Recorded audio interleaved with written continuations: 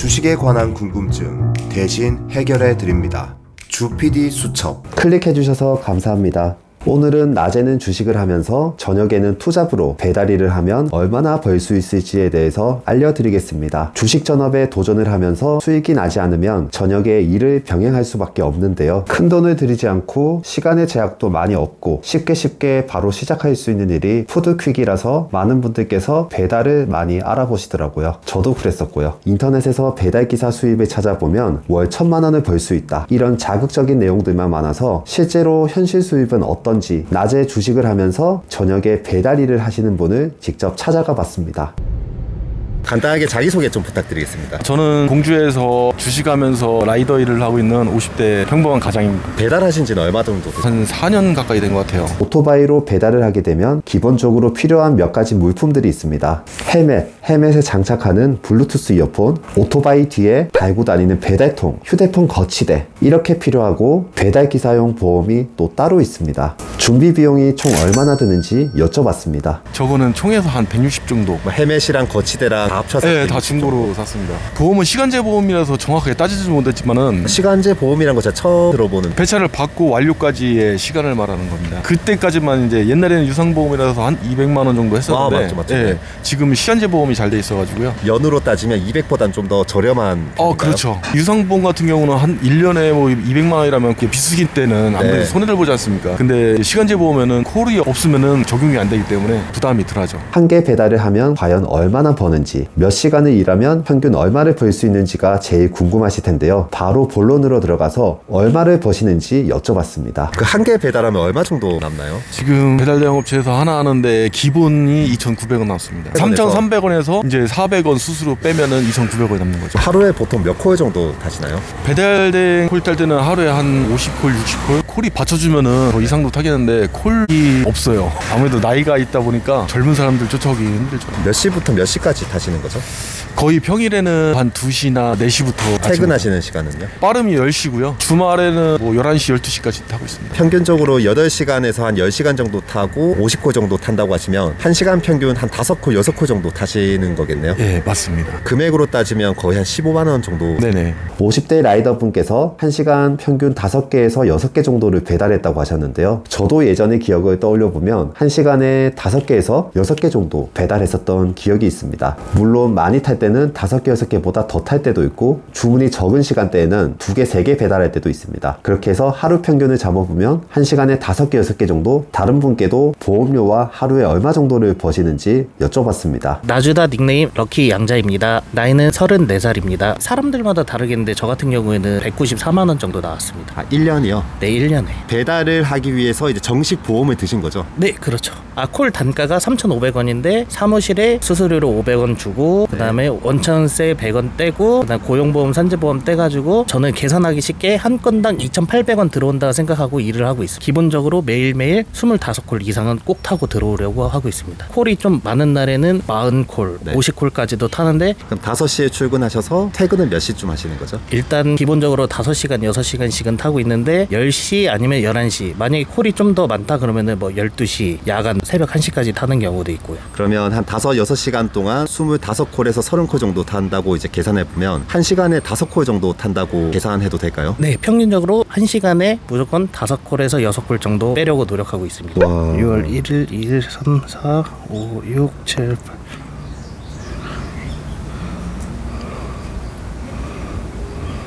야, 6월달 또 하루도 안 쉬셨네요, 그죠? 수익금이 294만 원이네요, 그죠? 네, 저한테 찍힌 건데 여기에다가 플러스 알파로 배민원과 쿠팡이츠 또 수익이 있기 때문에. 쿠팡이나 이제 배민에서 수익이 한 2, 30만 원 정도 붙는 건가요? 이 영상을 보시는 분들 중에서 푸드퀵을 준비한 분들이 계시면 참고하시라고 뒤에 영상을 10분 정도 더 준비해 두었습니다. 일단 오늘의 결론을 먼저 말씀드리겠습니다. 오늘의 결론, 낮에는 주식을 하고 저녁에 투잡으로 배달을 하면 개인의 역량에 따라서 차이가 있고 일하는 시간에 따라 차이가 있지만 월 300만 원 정도는 벌 수 있다.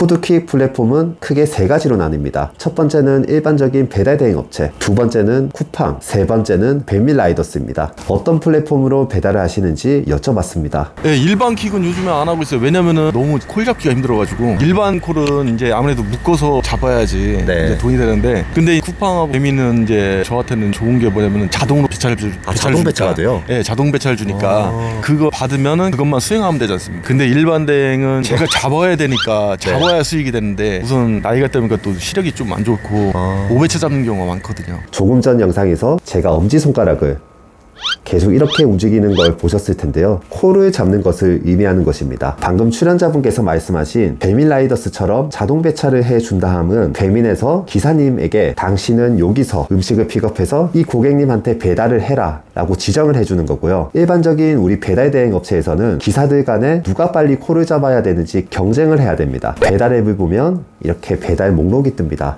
여기서 먼저 터치를 해서 잡아가는 사람이 코를 가져가는 시스템인데요. 도로에 다니시는 라이더분들을 유심히 살펴보면 주행 중에도 휴대폰을 계속 터치해가면서 주행을 하시거나, 또는 휴대폰을 보면서 이렇게 주행을 하면서도 휴대폰을 계속 보면서 다니는 분들을 많이 볼 수 있는데요. 배달 도착지에 다와갈 때 다음 콜을 잡기 위함입니다. 한 개의 콜을 완료하고 그 다음 콜을 잡기까지의 공백 시간을 최대한 없애고 더 좋은 콜을 잡기 위해서 주행 중에도 어플을 보면서 달리시는 분들이 많이 있습니다. 저 같은 경우에는 예전에 배달을 할 때 주행 중에 꼭 콜을 잡아야 한다면 오른손은 핸들을 잡고 왼손은 오토바이에 고정되어 있는 휴대폰 거치대를 잡고 이런 식으로요. 엄지손가락은 계속 휴대폰을 터치해가면서 시선은 정면을 보면서 주행했었던 기억이 있습니다. 이렇게 해서 콜이 잡히면 잠시 보고 취소를 하거나 선택을 하는, 위험한 거는 누구보다도 더 잘 알고 있고 실제로 주행 중에 콜을 찍다가 사고가 나는 경우도 많이 있고요. 주식에서는 몇십만원, 몇백만원 또 우습게 보일 때가 있지만, 또 배달을 하다 보면 어떻게든 한 개를 더 배달해서 3,000원을 벌려고 하게 되더라고요. 투잡으로 푸드퀵을 하시는 게 아니고 전업으로 하시는 분들 중에서 콜을 많이 타는 분들의 수입은 얼마 정도 되는지 여쭤봤습니다.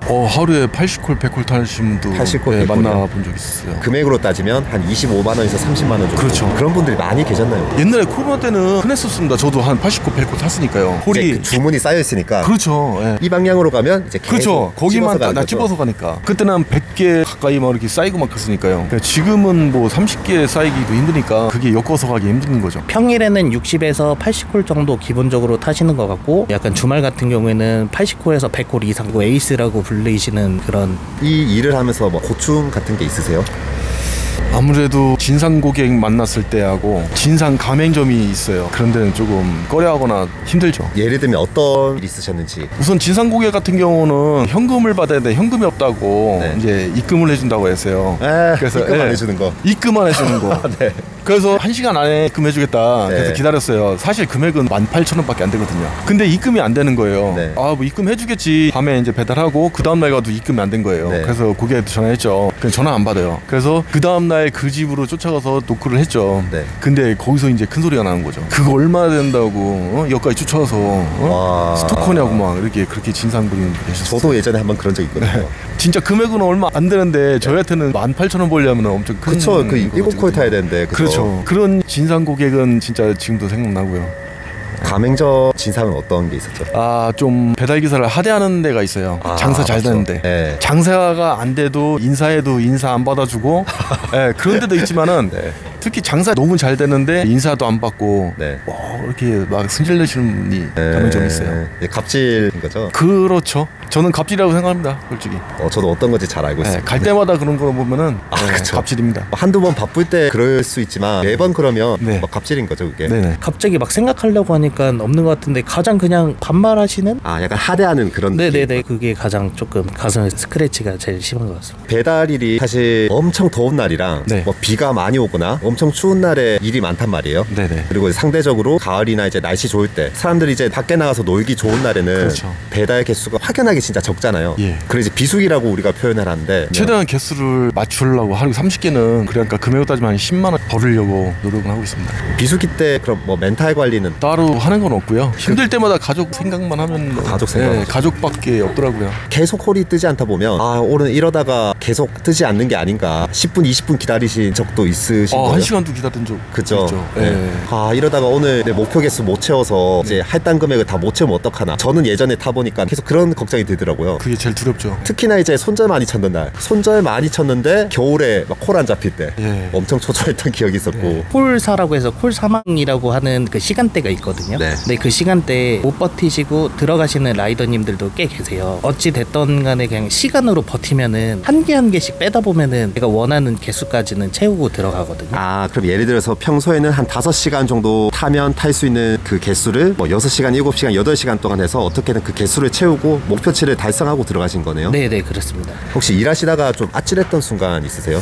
제일 아찔했던 거는 이제 킥보드. 여기 대학교 근처라서 킥보드 타고 다니는 사람이 많아요. 어제도 킥보드하고 사고 날 뻔했는데 그때마다 너무 시겁하고 사고는 한 3번, 4번 있었습니다. 그전에는 제가 저 오토바이를 탄 게 아니라 BMW를 타고 다녔었어요. 그게 전손 나가지고 세차 뽑은 지가 얼마 안 됐었는데 그래서 그때 크게 사고는 한 번 나가서 이제 배달하지 말아야겠다 하다가 너무 할 게 없으니까 나이도 있고 그러니까 차로 배달을 하다가 너무 답답해서 이제 새로 중고로 샀죠. 전손됐을 때 다치시진 않으셨어요? 갈비뼈하고 손이 골절됐었어요. 제가 1차선으로 가고 있는데 2차선 차가 깜빡이도 안 켜고 갑자기 좌회전으로 들어오거나 아니면은 갑자기 급브레이크 밟을 때 그럴 때가 가장 위험한 것 같습니다. 근데 제가 워낙 겁이 많아가지고 네. 천천히 타가지고 사람들이 할배 운전이라고 하거든요.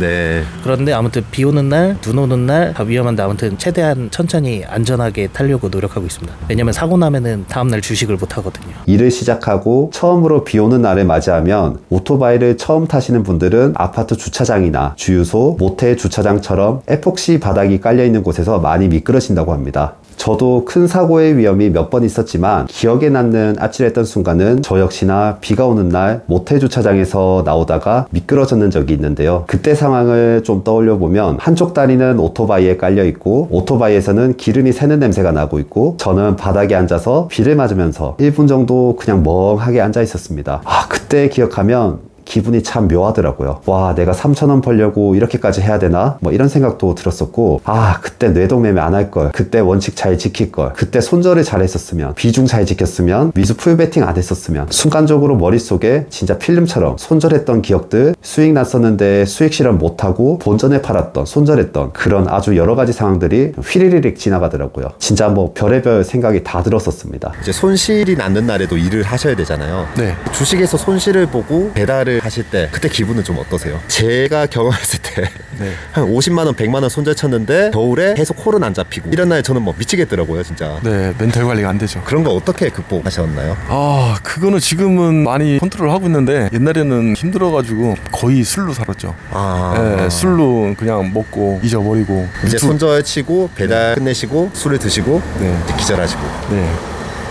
거의 손실은 지금은 비중을 많이 넣진 않는데 옛날엔 비중을 많이 넣고 할 때는 손실이 많이 커지잖아요. 미수도 쓰니까. 그쵸. 네, 그때는 이제 멘탈 관리가 안 되는 거죠. 근데 이제 아무튼 손실 나는 날에 배달을 하시는 날 많으실 텐데 네네. 그럴 때마다 뭐 큰 요동 없이 계속 일을 하시는 거예요? 일단 이 일을 해야지 목숨이 연장되는 거니까요. 네. 대출금도 내고 어차피 다음날에 기회가 있기 때문에 많이 힘들긴 하는데 그래도 일단 배달할 때는 또 배달하는데 집중 안 하면 사고가 날 수 있기 때문에 진짜 힘든데 아무튼 장거리 콜 위주로 하면서 혼자 자책하면서 머릿속으로 복귀하고 이러면서 일을 하고 있습니다. 그럼 주식은 주식이고 배달은 배달이고 분리해서 그걸 하시는 거네요? 네, 쉽진 않지만 그렇게 하려고 분리하려고 노력하고 노력하신다. 이 일은 어떤 게 좀 좋고 어떤 게 좀 단점이다 이런 걸 한번 간결하게 말씀해 주실 수 있을까요? 우선은 주식을 하면서 배달을 하게 되면은 돈적인 문제 때문에 매매를 되게 보수적으로 하게 되는 것 같아요. 작은 돈도 되게 큰 돈처럼 여기고 뭐 5만 원, 10만 원 손실 봐도 진짜 엄청나거든요. 그걸 배달을 하려면은 또 시간도 많이 걸리고 또 배달기사로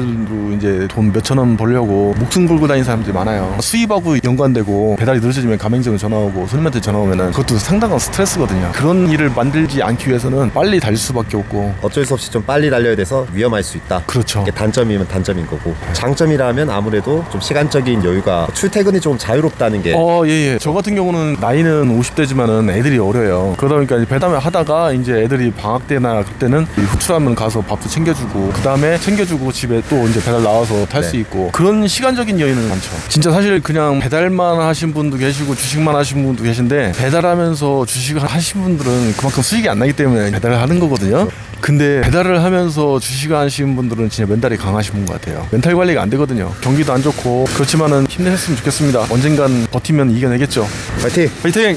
배달을 해보니까 이런 점이 좋더라. 뭐 이런 점이 조금 뭐 단점이다. 가장 좋은 거는 주식하면서 배달하는 장점은 자유로운 시간이 가장 좋은 장점인 것 같아요. 그리고 단점이라고 한 거는 위험한 거? 네. 그거 말고는 솔직히 말해서 제가 느낄 때는 없는 것 같아요. 주식하는 입장에서는 배달만한, 제가 다른 건 안 해봐서 모르겠는데 배달이 가장 저한테는 적합하다고 보고 있어요. 혹시 뭐 더 하시고 싶은 말씀 있으세요? 제가 바라고 목표하고 있는 거는 아무튼 저도 큰 거 한 장 가까이 손실 중이지만은 큰 거라고 하면 그 혹시 네네네. 네, 아무튼 약간 엄청 잘하는 사람은 아니고 중간만 가는 사람도 약간 시간을 길게 잡고 그거를 복구하고 할 수 있다는 걸 보여드리고 싶거든요. 네. 그때 꼭 몇 년이 걸릴지는 모르겠지만은 복구하고 그다음에 주PD님한테 다시 연락해가지고 촬영. 네, 그때 네. 이제 제가 손실금을 수익금으로 바꾸고 다시 주미사를 촬영하는 게 저한테 일단 첫 번째 목표예요. 목표입니까? 네. 알겠습니다. 평소 궁금하셨지만 직접 알아보기에는 시간을 쓰고 싶지 않았던 주식과 관련된 궁금증을 영상의 댓글이나 아래의 메일로 보내주시면 그 궁금증 주PD가 대신 해결해 드리겠습니다. 많은 제보 부탁드립니다.